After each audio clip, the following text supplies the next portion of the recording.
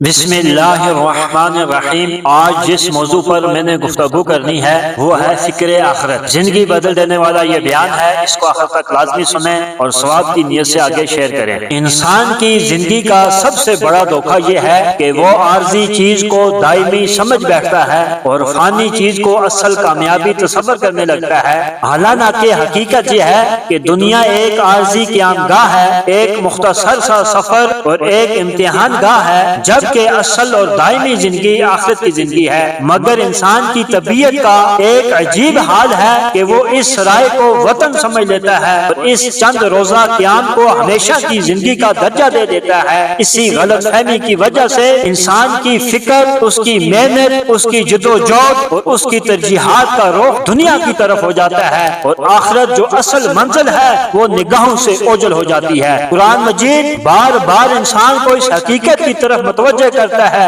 کہ دنیا کی زندگی دراصل ایک دھوکہ ہے۔ اللہ تبارک و تعالیٰ قرآن پاک میں فرماتا ہے کل نفس ذائقۃ الموت وانما توفون اجورکم یوم القیامہ فمن زحزح عن النار وادخل الجنة فقد فاز وما الحیاۃ الدنیا الا متاع الغرور۔ ہر جان موت کو چکھنے والی ہے اور تمہیں تمہارے اجر قیامت کے دن ہی پورے دیے جائیں گے۔ پھر جو شخص آگ سے دور کر دیا گیا اور جنت میں داخل کر دیا گیا تو یقیناً وہ کامیاب ہو گیا، اور دنیا کی زندگی تو دھوکے کے سامان کے سوا کچھ بھی نہیں ہے۔ اور دوسری جگہ اللہ تعالیٰ نے ارشاد فرمایا اعلموا انما الحیاۃ الدنیا لعب ولہو وزینۃ وتفاخر بینکم وتکاثر فی الاموال والاولاد الی الاخر۔ جان لو کہ بے شک دنیا کی زندگی اس کے سوا کچھ نہیں کہ یہ ایک کھیل کود ہے اور دل لگی ہے اور بناؤ سنگھار ہے، تمہارا آپس میں ایک دوسرے پر بڑائی جتانا ہے اور اموال اور اولاد میں ایک دوسرے سے بڑھ جانے کی کوشش کرنا ہے، اس بارش کی طرح جس سے اگنے والی کھیتی نے کاشتکاروں کو خوش کر دیا،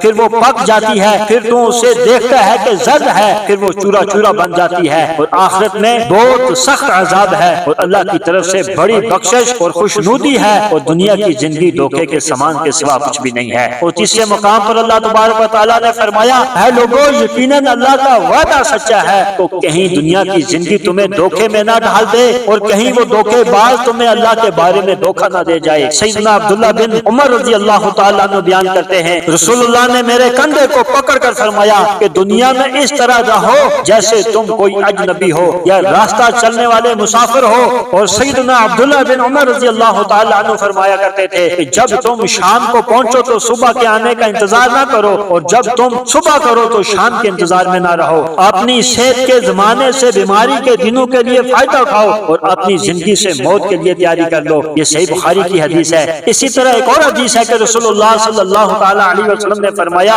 کہ قسم ہے اللہ کی، آخرت کے مقابلے میں دنیا کی حیثیت اس سے زیادہ نہیں ہے کہ تم میں سے کوئی شخص اپنی ایک انگلی سمندر میں ڈالے پھر دیکھے کہ وہ انگلی واپس آتے وقت کتنا پانی ساتھ لاتی ہے۔ یہ صحیح مسلم کی حدیث ہے۔ یہی وجہ ہے کہ قرآن نے بار بار اس حقیقت کو واضح کیا کہ اصل زندگی آخرت کی زندگی ہے۔ اللہ تعالیٰ فرماتے ہیں اور دنیا کی یہ زندگی نہیں ہے مگر ایک دل لگی اور کھیل کود، اور بے شک آخرت کی جو زندگی ہے، آخرت کا جو گھر ہے وہی اصل زندگی ہے۔ اگر وہ جانتے ہوتے۔ حقیقت یہ ہے کہ دنیا ایک کھیتی ہے اور آخرت اس کی فصل ہے، دنیا ایک امتحان ہے اور آخرت اس کا نتیجہ ہے، دنیا ایک راستہ ہے اور آخرت اس کی منزل ہے۔ جو شخص اس حقیقت کو سمجھ لیتا ہے اس کی زندگی کا رخ بدل جاتا ہے، اس کی فکر بدل جاتی ہے، اس کی ترجیحات بدل جاتی ہیں، اس کی محنت کا محور بدل جاتا ہے، پھر اس کے سامنے دنیا کی چمک دھمک کی کوئی حقیقت باقی نہیں رہتی، بلکہ اس کی نگاہ ہمیشہ اس دن پر لگی رہتی ہے جب انسان اپنے رب کے سامنے کھڑا ہوگا۔